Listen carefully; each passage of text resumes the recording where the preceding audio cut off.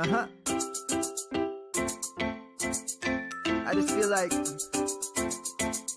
I've been around the block, ripping up fantasy stock, working around the clock. Look at the view from the top. Researching rookies a lot? No, I just be listening to pods. Yeah, one in particular, I'm just a messenger. Let me just pass on the rock. Browning, brunning, pruning, pronouncing ain't what he's doing. What he's doing is not losing, but infusing you with new things. And there's Dennis the Bennett, yeah. The man is a menace, yeah. Building a dynasty, some of the finest things. Promise you, you won't regret it. Sly as a fox, cultured in pop. Give him his props. Here is a thought, here is a box. And you cannot compare them at all, so don't even try. Careful with the news, but when you use a take, I take up Tony Fire. I mean dire, because anyone else is a huge mistake. Whoa, fantasy round table, fantasy round table. Yeah. Fantasy round table, come take a look at the crown, baby. Hey, fantasy round table, fantasy round table. Woo. Fantasy round table, come take a look at the crown, baby. Go. Hello and welcome to another episode of the Fantasy Football Roundtable podcast. I am broadcasting to you today from the happiest place on earth, which has helped soften the blow for the fact that almost every team I picked in Week 10 decided to choke. Dennis, how was your Week 10? You know, I went back through Friday's sheet and kind of did a little red and green update. There's an awful lot of red to go around for all of us, let me tell you. It was a good thing we weren't putting any money down this week. That's for dang sure. And I was watching a couple of those games. We rode the Pacific Surfliner yesterday in the morning, which is the Amtrak train that goes along the California coast to bring us down to Anaheim. Almost threw my phone out the window a couple of times. There was a lot of sadness, and that was only partially Denver. You know, Gator, this is an excellent question. He asked, how does Hackett and McDaniels have jobs right now in the NFL? I ask myself that question every day. I mean, maybe. I mean, the Raiders were the first to bring back, you know, the retired offensive linemen. So maybe they go that route again, you know, Shell and Upshaw. You know. I think the Raiders and the Broncos play. Yeah, the Raiders and the Broncos play each other on 20. It might be the losing coach has to pack their office. Did you see that story today where Jeff Saturday had to give up control of his fantasy team when he took the Colts job? He had turned it over to Eric Decker. Oh, yeah, because it's probably illegal, right? Yeah. Yeah. Terrible. All right, well, let's dive in. It was a mediocre week of NFL games. There were I think we can meet that standard. Yeah, there were a lot of surprises. One of them, Tampa Bay Buccaneers, finally looked like they might have an offense, winning 21-16 in Germany over the Seahawks. We'll get to them and their surprising running game in a minute. But Dennis, Marquise Goodwin, we've seen him have a couple of good games, caught another touchdown yesterday. Is he starting to have any flex appeal for you as a third receiver in Seattle? So he played 41 snaps, or 79% of the snaps, and he had 2 targets. So I'm not sure. You know, he's the wide receiver 3 in Seattle, who doesn't pass the ball a ton. Prior to Week 10, his participation high was 54% of the snaps. So he only has 2 games with more than 2 targets so far this season. I think if you're starting Marquise Goodwin, it's as your very last flex, touchdown dependent, Hail Mary. You're going, if I could get 6 points plus 1 point for a catch and 25, 30, 40 yards for a touchdown, yardage for a touchdown, you know, that'll put me at, 7, 8, 9 points. Or you're going to get a 0. You know, that's really it. So I know we play in some deep leagues that start 2, 3 wide receivers and have 3 flex. So yeah, we're starting him in leagues like that. You know, some of these 16 teamers we're starting him. But as a general, redraft wide receiver, it comes that, he's not, I don't think he's one of the top 50, top 70 wide receivers. He's a guy that occasionally is going to do just what he does. His speed is there. That's what he's known for. He's fast. And so he can get open, but it's not something that I think with Lockett and Metcalf and Fant and Disley and Walker, he's pretty far down the priority list. On the flip side, the Buccaneers were so excited to run the ball. They ran it 38 times with 3 running backs. They even accidentally gave Keyshawn Vaughn a couple of carries. But the one I want to talk about is rookie Rachaad White, 22 carries, 105 yards. Are you starting to believe he might have a bigger role going forward? Well, there's been rumblings for the last few weeks, and his playing time has been creeping up. He's a very, very good receiver. And so for him, it was always going to come down to, can he keep Brady clean when he's in there?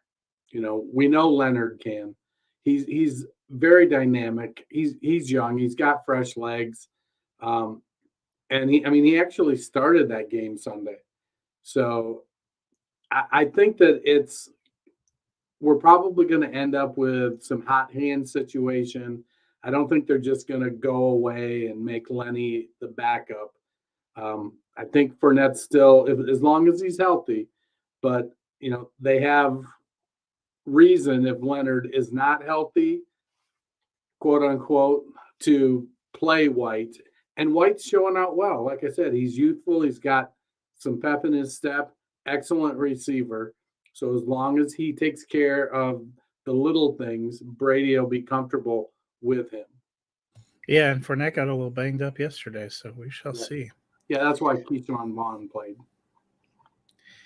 I knew it had to be something. On to what was the game of the day. The Vikings managing a 33-30 win over Buffalo in overtime. Dennis, what does this win mean to Kirk Cousins and the Vikings? They're now 8-1. I think it means a lot because, you know, most people consider the Bills the number 1 team in the AFC. And so I don't know how, I don't think they've dropped from that perch at this point. Minnesota's a good team. They're playing well under O'Connell. Cousins is QB 12 on the year. Cook is running back 11. Jefferson's wide receiver 3. Hawkinson is tight end 4. They have weapons. And part of their issue the last few years has been the offensive line, and then the defense fell apart more recently. Well, those things are starting to come back together for him. And if Kirk has time and a clean pocket, he makes good plays. And it's hard to make bad plays when you're throwing the ball to Justin Jefferson. I mean, we saw how good he made Kirk look on that one throw, which may be the best catch ever in NFL history, according to some. Unless you're rooting for the Bills. On the flip side, you know, the lead up to the game all week was about whether or not Josh Allen was going to play. He did make the start, ended up going 28 of 43 for 330 yards, carried 6 times for 84 yards. The portions that I watched, it seemed like his throwing had zip on the ball, seemed like he looked pretty good. How are you feeling about him going forward with that elbow issue? I think it's definitely something to monitor. On the second interception, it looked like he went and tried to punch the ball out as he was making the tackle. And you could see it looked like he kind of landed funny on it and looked like he was in a little bit of pain, but he seemed to shake it off. With Diggs and Davis, he's got a great set of weapons. The running backs played really well. Singletary, 2 touchdowns on 13 carries. The YPC left a little to be desired, but overall the team played well. It was just a dogfight. Minnesota came in there and kind of wanted to help it. They wanted to get themselves established, and they played really, really well. I think unless we hear something over the next couple weeks, I mean, he only had 14 incompletions on 43 passes, so it wasn't like he was thinking to join up there. Just had a couple breaks go against him on those interceptions. Every now and again, throw gets away from the best of us. So I think he's going to be fine. We'll keep an eye on how the elbow goes. and see. Nobody wants to see Case Keenum try to lead the Bills to the Super Bowl. It did make me laugh, that second Devin Singletary touchdown, though, because James Cook took it all the way almost into the end zone. They had cut to his family was there because Dalvin was across the field waiting. And then they took him out and put Singletary in, and he punched it over the line. It made me laugh. Well, from the highest of highs to the lowest of lows, Tennessee Titans hold serve 17-10 over the Denver Broncos. Dennis, coming out of the bye, the Broncos said they wanted to get rookie Jalen Virgil going at wide receiver. If by get him going, that meant they target him once, I guess that's the way it goes. But he did catch that one pass for a 66-yard touchdown. He's very fast. The Broncos lacking some weapons. How are you feeling about potential of Jalen Virgil going forward? So I got to be honest. I had to look up and see if he was a tight end. I don't know who the hell Jalen Virgil is. I mean, he's a UFA wide receiver. He's what, 6'2", 210? He's got good size. He's pretty big. He's pretty fast. Good speed. I mean, he's no Kendall Hinton, that's for sure. But with Judy out and Hamler out, they need people to step up and make Russ look good. I've got, you can see that 99 jersey behind me over there. That's from my young son, Cole. And one of the things I tell him all the time is, look, as a receiver, your job is to make the quarterback look good. And Russ needs guys to step up and make him look good. And if Jalen Virgil is going to keep pulling stuff like this, then he's going to get playing time. I still think Hackett's kind of a dumpster fire. But it was nice to see Cortland Sutton get 11 targets. I don't know what's going on with the running game, though. That's just dumpster fires all over the field in Denver. Yeah.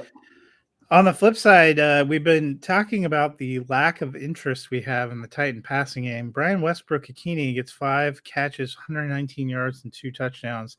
Is he sucking you back in? I think Westbrook-Ikhine is how shall I put this? He's the wide receiver 4 of hyphenated wide receivers behind Juju Smith-Schuster, Donovan Peoples-Jones, and Marquez Valdez-Scantling.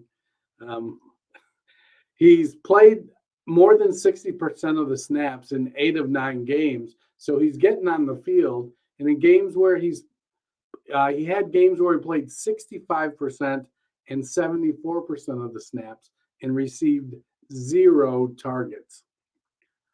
Yesterday was his first game with more than 4 targets. So he kind of falls into the same category of who was that first cat we were talking about? Marquise Goodwin.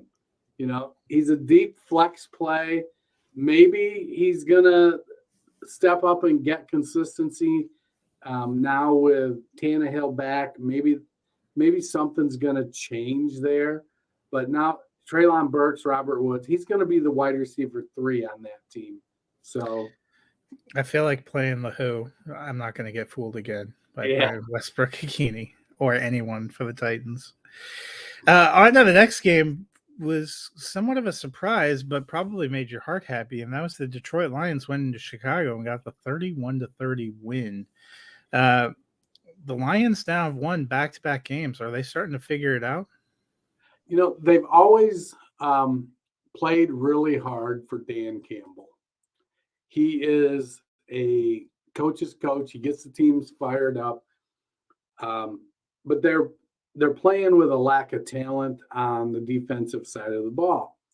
They got lucky and they played a Bears team with a lack of talent on the defensive side of the ball. And honestly, I think Chicago should have won that game. And it's nice to see them get the win. But, 6 carries for 6 yards for DeAndre Swift. He was being drafted at the back end of the first round. And I agree with Gator. They're pissing away the 101. It's on one hand, I agree they're pissing away the 101. On the other hand, defense is really their issue. They've got weapons all across the offense, and they've got a really good offensive line. So Jared Goff given that premise, we've seen him take a team to the Super Bowl in just that scenario. A team that was helped to be built by one Brad Holmes, the Lions GM. That being said, I mean, I would love to see, CJ Stroud in Detroit behind that line. But, Jamal Williams is the RB1 in Detroit, and the passes all run through Amon-Ra St. Brown. So I'm along for the ride because I'm a fan. I don't have high expectations for him. I thought they were going to be somewhat frisky this season, so it's been nice to see him. We haven't even gotten to see Jameson Williams yet. I would like to see him in that offense. I personally think Detroit would be better off using a high pick elsewhere other than quarterback at this point in time, because Goff's far from their only problem or their biggest problem.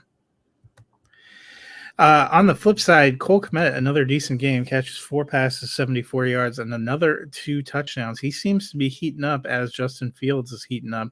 Do you like him going forward this season? Yeah, I still, he still has a tendency to battle the ball when he's catching it. But he's tight end 12 on the season and tight end 2 over the last 5 games.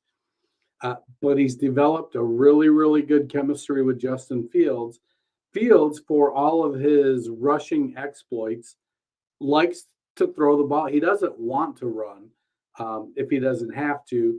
And because Chicago's got a piss-poor offensive line, when he gets pressure and has to roll out and get away from it, Kmet is doing a really good job of adjusting and getting to places where Fields can find him and make a throw. And he's converting him. I think he's got, 5 touchdowns in the last 3 games.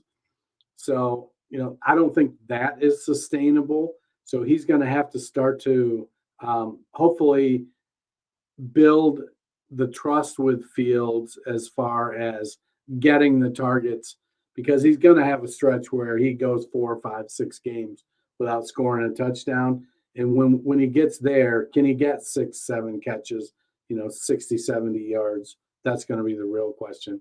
But as of right now, I mean, if you got him, you play him. You're riding with him. On to a game we didn't think was going to be that great that actually ended up a little closer than expected. The Chiefs getting a 27-17 win over the Jaguars. Dennis, for the Jags, we already know Christian Kirk's been their main guy, but usually we talk about Marvin Jones. It seems like it's another Jones, Zay Jones, who's been involved a lot lately. He had 8 catches for 68 again yesterday. He's been putting up flex-worthy numbers. Are you buying in? So I've ever shared with you what a visionary I am. Back in the rookie draft when Zay Jones came out, I was drafting at the 111, and I didn't like any of the prospects, and I didn't want to reach. Zay Jones was who I wanted, and I knew I could get him in the second round. So I drafted Alvin Kamara at the 111 and proceeded to turn around and trade him to the guy at 201, who was a Tennessee fan, for the 201 and the 209, because I also like Marlon Mack, and I proceeded to draft Zay Jones and Marlon Mack. So I was about 5 years early on Zay Jones, it seems. He's since long We're just gone. going to gloss over that Marlon Mack part. Yeah. Well, Achilles injuries are bad. But Zay Jones, it's wild because he's bigger than I remember him being. I went and looked. He's another one of these guys that's 6'2", 200 pounds. And so, he's a good third option on a team. He's got some upside. He's stuck in the league, and he's carving out a role for him. I think he's going to be a guy that ends up, putting up a 80 catch season. He's going to be a guy that, is in that 50 catch range. So he's a flex play is where you consider him. Next year with Ridley, I think Marvin Jones is on the way out. Ridley coming in, Christian Kirk. I think he's going to make for a real nice third option there in Jacksonville. I don't remember if he signed for 2 years or not, but if not, if I'm looking at signing Marvin or Zay, I'm going to sign Zay. But he's a flex guy with wide receiver 2 upside. Yeah, I think he did sign a multi-year contract. I forgot they traded for Calvin Ridley. I actually forgot Calvin Ridley's still an NFL player at this point in time.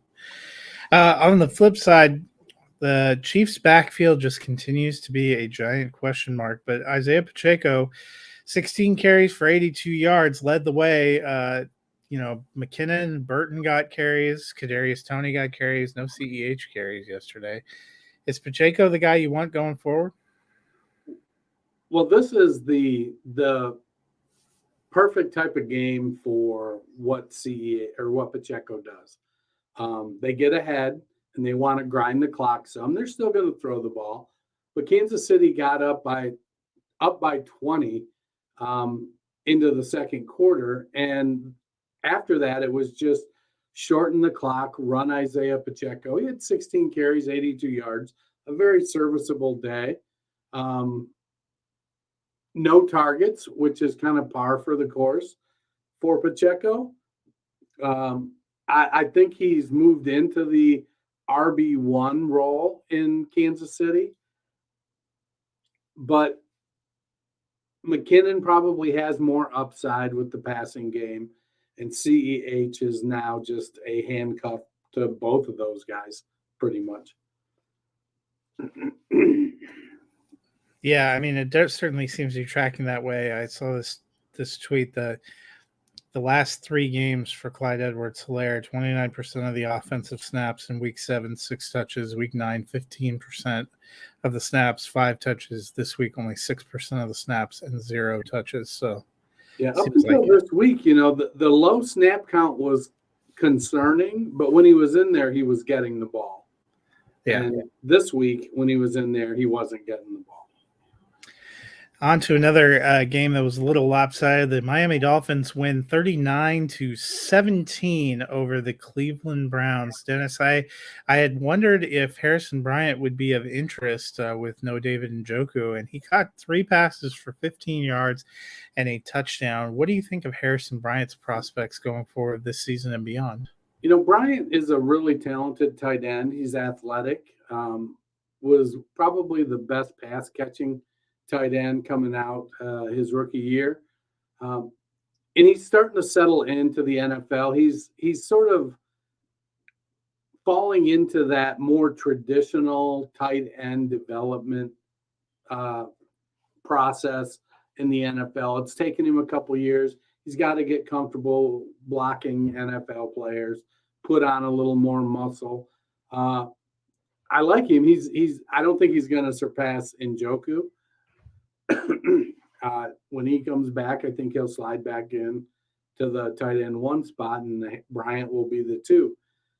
I like Bryant as a prospect, and Stefanski likes to run 2 tight ends, but I think it's going to be more Njoku getting more of the offensive volume, even if Harrison Bryant is out there at a fairly high snap rate. Yeah, I agree. I don't know if I can trust the consistency of targets. Gator with the comment about the last KC backfield seems to be what we thought San Francisco, New England, Miami were going to be at the beginning of the season. You know what? San Francisco, New England, Miami might still be some of those shares. They're just more productive shares. Yeah, that was my thought exactly. Speaking of Miami, they get the win. They're now 7-3. If the playoffs started today, they would be the number 1 seed. Oh, wait, they would be the division winner in the AFC East and the number 2 seed, I believe, behind Kansas City. What do we think of Miami? Serious contenders? I think so. Since Tua has come into the league, his most often been comped to Drew Brees. It's been like he doesn't have a great arm, and he'll get the deep ball on a reasonable basis, but he's super accurate. He gets the ball out quick, and so he often has been. The comments are, and I'm of that mind that Drew Brees is his ceiling, but he's got weapons now that just make everything work with that offense. And when that offense clicks, I mean, even Trent Sherfield is every bit as viable as maybe more so than Nick Westbrook-Akini, because that Dolphins passing attack is just so much higher volume. I think that Tua is a guy that, as long as he keeps it up, he needs to play better against better teams and stay healthy.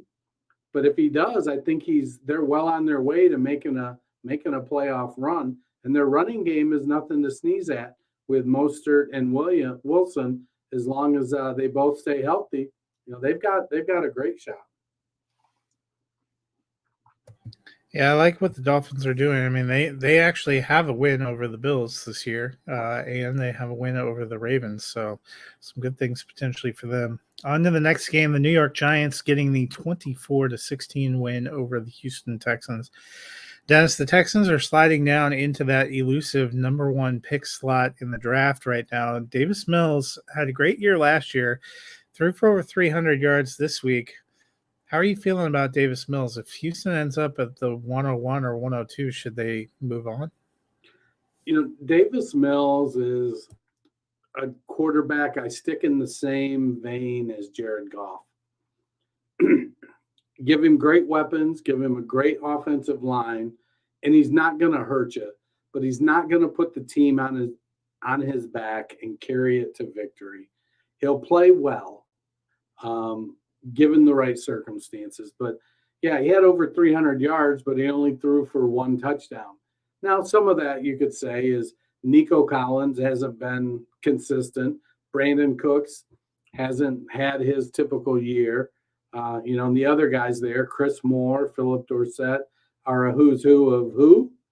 So it's not like he's surrounded with weapons. And frankly, I don't think that team wants to win this year. They want the first pick.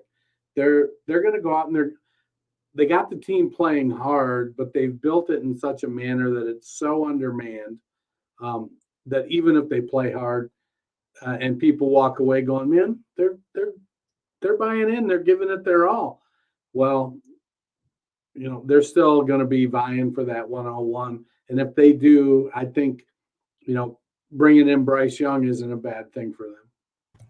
On the flip side, for the Giants, we've been trying to find any kind of wide receiver stability there. The last couple of weeks, Darius Slayton has seemed to revitalize that connection with Daniel Jones. Yesterday, caught 3 passes for 95 and a touchdown. Are you starting to buy in as maybe the trade deadline's come and gone, so they got what they got? Could Slayton be the guy? He could be. The trouble is that in a game like this with Houston, he led the way with just 4 targets, caught 3 of them, had the long touchdown. They were running the ball with Barkley and Jones. That was Houston cannot stop the run. I like Slayton. Slayton has a bit of MVS to his game, a little bit of that Christian Watson. He's going to get deep on you a couple times a game. He's going to be wide open. Whether he catches it or not, when you put it right on him, whole ball of wax. You got who knows what the heck's going to happen when it gets out there. He catches plenty of them, but he drops them too. I like Slayton. I think there's a place for him. I don't think he's got what it takes to be the number 1, and he's not a slot guy. So he's that field stretcher that gets by on low volume and big yardage. And the way this team sits right now, he may have to play over his head, and so he'll get additional opportunities. But going into next year, as this team improves, I think he's going to be that 4-target guy. Yeah, we'll have to see. I mean, the Giants actually look like they could be a playoff team still. On to another surprising game. The Pittsburgh Steelers get the 20-10 win over the New Orleans Saints. Dennis, the Saints looked frisky for a little while with Andy Dalton, but they are now 3-7. Is their run pretty much done in 2022? Yeah, I think so. I think they need to go with the ATL method and put all their dead cap into next year. Let Dennis Allen ride it out. maybe keep him, maybe not. But they've spent what seems like 20 years manipulating the cap, and each year they push a little bit down the road, and it's like 20 years of pushing a little bit down the road is finally added up. And they've got some nice weapons with Olave. I like Juwan Johnson a lot. That Raheed Shaheed seems like a nice weapon. Deontay Hardy was a guy that provided some spark. Their offensive line is hit or miss, and they've battled a lot of injuries. Lots of veterans on their defense, and age is starting to catch up with them over there. So I think the run has come to an end. That being said, I'm okay if they keep their coaching staff intact while they try to get rid of all of this dead cap they're going to have to eat. Yeah, and it will be interesting. It sounds like Dennis Allen already had meeting with Mickey Loomis, the owner, this week. See what comes of that. I'll be curious to see if they go back to Jameis Winston to see what he does for them as well. On the flip side, Chase Claypool is gone. George Pickens, their top pick, they've been trying to find creative ways to get him involved. He had 3 receptions for 32, carried the ball twice for 23 yards and a touchdown. It's just him and Deontay Johnson and Pat Freiermuth now. How are you feeling about Pickens in this new offensive look? I'd like to see him get targeted a little more consistently. His high target, I think, is 7 or 8 targets. I think 8 is his high. He's hit that a couple times. I want to see him get 7 to 9 targets on a consistent basis, and let's see what he can do with that. Deontay Johnson, the same thing. They need to get targets. Pickett was 16 for 30 yesterday. That's not great, Bob. And so I don't, I think Pickett seems like he might be falling into that Davis Mills, Jared Goff kind of territory. We'll see what year 2 growth takes off for him. But I really like Pickens' talent. And with Freiermuth, Pickens, Deontay Johnson, Najee Harris, and Jalen Warren, they've got skill positions. They're going to need to address some defensive depth and their offensive line in the draft in the offseason. Yeah, Kenny Pickett probably has a little bit of work to do. On the flip side, the Jeff Saturday-led Colts came out and got a win for their new head coach, 25-20 over the Raiders. And you know what? They put Matt Ryan back there, and he looked like the Matt Ryan they traded for. They remembered that Jonathan Taylor is their best player and gave him 22 carries, and good things happened. The Colts are 4-5-1. They aren't totally out of this playoff race. Based on what you saw, do you think they can get back in there with a little bit better leadership? I think it's possible. I mean, if they do, it's going to be on the back of Jonathan Taylor. He's the guy that, he needs to stay healthy. But if they're running the ball with Taylor like he did yesterday, and allowing Matt Ryan to be able to take some shots, definitely want to see Michael Pittman Jr. get a few more of those shots over Paris Campbell based on my rostership. But as a Buckeye, I love to see Campbell out there doing good things. It's going to be iffy because their offensive line isn't as good as it was. They were fortunate that they were playing the Raiders, and the Raiders defense isn't, great. So when they play good teams, they're going to need to step up. It'll be interesting to see as they go forward how Jeff Saturday approaches it on a week-to-week basis, and will his inexperience and this play caller's inexperience shine through against, mid-level or even good teams. Yeah, and that's the thing. I thought going into the season it was going to take at least 10 wins to get into the AFC playoffs. I still think it is. 4-5-1, they basically have to go 6-1 down the stretch. And even if they caught Tennessee getting swept, puts them behind the 8 ball, it feels a lot like the situation they were in last year. On the flip side, the Raiders are 2-7, and they look lost. I know teams are generally loath to fire coaches after just 1 year, but what do you think is the future for Josh McDaniels? I know you want to pin this year on Josh McDaniels, but if I'm Josh McDaniels, I'm talking to Mark Davis and saying, look, I'm clearing out all the dead weight from this previous regime. They're spending first-round draft picks on fourth-round players, and I'm having to get rid of all of this, and it's left the cupboard bare. Yes, it's great.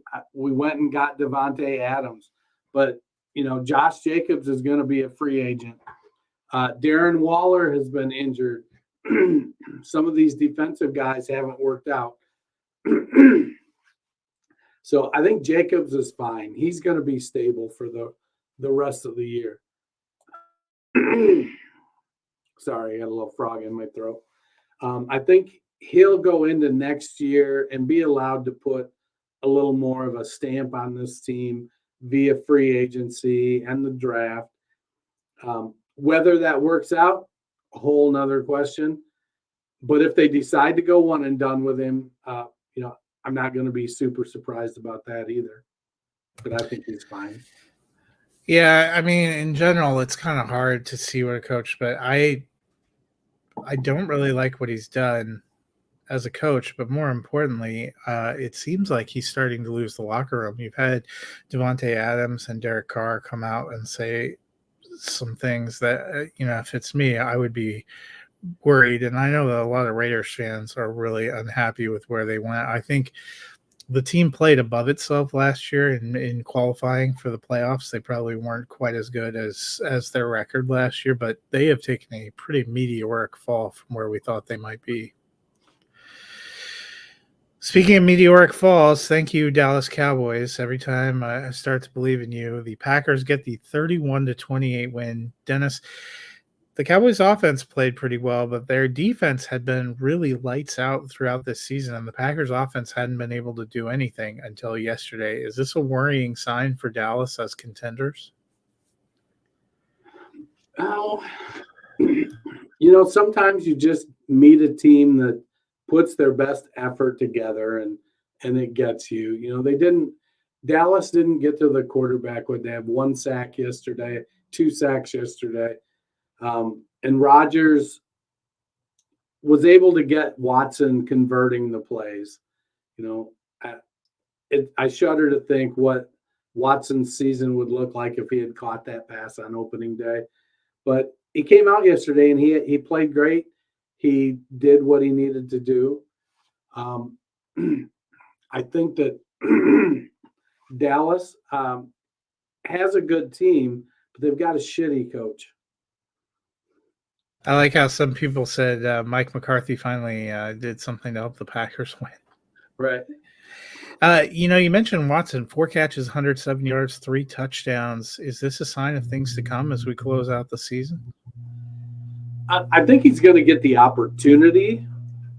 But, this was a game where they rode Aaron Jones, 24 carries, 136 yards, and A.J. Dillon, 13 carries. Rodgers threw the ball 20 times. I don't know if this is a quote-unquote new formula, but Watson had 8 targets, nobody else over 4. Sometimes everything works for you and you get the win. It's almost like they realized if they ran the ball with Aaron Jones, good things might happen. Yeah, no squat. Battle of the bottom half of the NFC West draw turned out the Cardinals' way as they get the 27-17 win over the Rams in a battle of backup quarterbacks. Dennis, 21 carries, 69 yards, 2 touchdowns for James Conner, caught 3 passes. Today, the Cardinals also released Eno Benjamin. Is this a sign of things to come for Conner? Is he healthy and getting back to the back we saw last year? It could be a sign that, Daryl Williams and Jonathan Ward are maybe getting a little healthier, that they felt like Ingram had passed Benjamin on the depth chart, and they've got a couple deeper guys that they like better. Connor, 21 carries, 69 yards. Not great, but he did punch in the 2 touchdowns. He caught all 3 of his targets. I'm more wondering, is there a quarterback controversy now with Kyler Murray and Colt McCoy? That's all Kingsbury needs. Yeah, no, there's not, for the record, those people that want to cut this and post it. The Browns getting ready to come back. They got Hopkins, Rondale Moore. So aside from losing Zach Ertz for the season with the knee injury, now it's going to fall on Trey McBride. And will he be able to step up? But I think with Brown coming back, I don't think McBride is going to have to shoulder the load very much. He's going to be, the 4th option behind Moore, and maybe even 5th behind Hopkins, Brown, Moore, and AJ Green.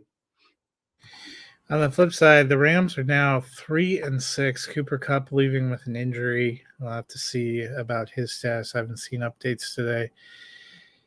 Are the Rams done as a contender in 2022? I think so, based on Stafford was playing like shit, and they don't have a running game. There's disgruntled in the locker room, Cam Akers and all of his stuff. And then they come out yesterday and they're doing this 2 quarterback stuff with Bryce Perkins and John Wolford. Now they're going to be without Kupp for anywhere from 2 to 4 weeks, something like that. We'll see what happens with Allen Robinson. He's going to have an opportunity to step up here, but then you get Van Jefferson back, and wouldn't surprise me a bit if Van Jefferson steps over Allen Robinson and is the one for a few weeks. The Rams struggle because of their offensive line, and you've got to be able to solve that problem. I said this was going to be a loser leaves the playoff race matchup on Friday, and I do believe that. The Rams now last place in their own division, even for as wide open as the NFC is. I think it's getting to be too tall an order. All the LA teams seem to be struggling. The Sunday night game, the Chargers went to San Francisco and lost 22-16. Do the Chargers just need a weapon or two to come back in the passing game? Is that what's going on here? Yeah, I think so. When you lose Keenan Allen and Mike Williams for as long as they have, it takes away some of the balance from the team. Now they've had some other issues. They lost Joey Bosa on the defensive side, and they've got some other injuries around. Brandon Staley did say that he expects Allen and Mike Williams back at practice this week, but then they got, also Gerald Everett has a groin injury and he's day-to-day. They put Parham on IR. So if Everett is out, then the tight end falls on Trey McKitty. Isaiah Spiller, it seemed like for all the accolades we put on him in the draft process, and we've been waiting for him to come back and take that second running back role from Joshua Kelly and Larry Roundtree and Sony Michel. He seemed to run into people a lot. It wasn't necessarily a great performance for Spiller. So it was Trent Richardson-esque. Yeah. He fit right in with the other guys they brought in to be that second guy. I think if they can get healthy, that'll help them. Will it give them enough time to be able to make a deep run? I don't know, but Spiller 4 carries for 3 yards. I mean, they just have no weapons, and I think it's killing Austin Eckler too, because he's basically the only one they're keying on him for everything.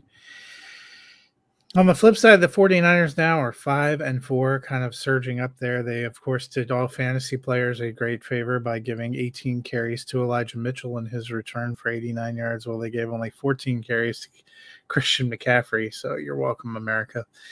But the 49ers, they seemingly have a loaded roster. They pushed a lot of chips in on 2022. Are they pretty serious contenders for you?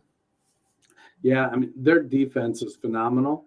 So having that great defense, and then Jimmy Garoppolo, he's a step above the Jared Goffs, the Davis Mills, but he's not that. He's not a superstar quarterback. But I mean, they've got Brandon Ayuk, Deebo Samuel, CMC, George Kittle, Elijah Mitchell. As long as the offensive line holds up for them, they're going to be in good shape to be able to make a run. I like the weapons, and you don't want to see Elijah Mitchell out carrying CMC 18-14. But if they're going to run the ball, what is that, 32 times, 36 times counting Deebo Samuel, you probably don't want CMC carrying the ball 25 times either. We've seen him break down the last couple of years. So it makes sense that they're going to take a back that's as talented as Mitchell and give him some opportunities to do some things. And he delivered yesterday. Yeah, they said going forward, the goal is to have a pretty even split on backfield carries for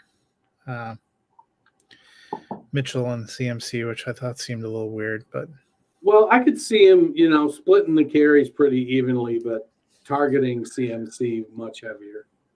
Yeah, we'll see. The 49ers definitely have the pieces in place to be a contender. Well, that wraps up the rest of Week 10. We have one game left, and that is the Commanders and the Eagles, which should be kicking off relatively soon.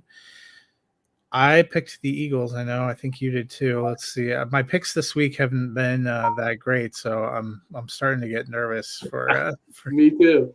Me too. Yeah, it was a clean sweep for us on the Eagles. So the my 72 Dolphins are pretty happy about that pick we made right now. Right. Yeah, I've got a couple of games. I need some big points out of Hurts and Miles Sanders. So yeah.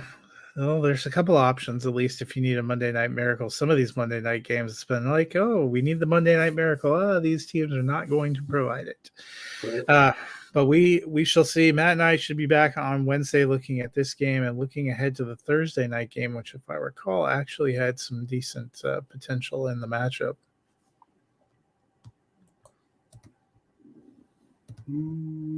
Titans and Packers. Well, it has potential anyway. Dennis, well, they're evenly matched. Let's say that. For all the non-Eagles fans out there who might have some time on their hands tonight, what should they do? They should give us a follow on Twitter at the Roundtable FF. Go rate and review, download, subscribe. Give us a follow. Let's see. Sorry, I'm a little bit off kilter with my cold medicine, but definitely rate, review, download. Look, I'm just saying, on Sunday, both Josh McDaniels and Nathaniel Hackett come to the sideline with all of their things in one of those bankers boxes.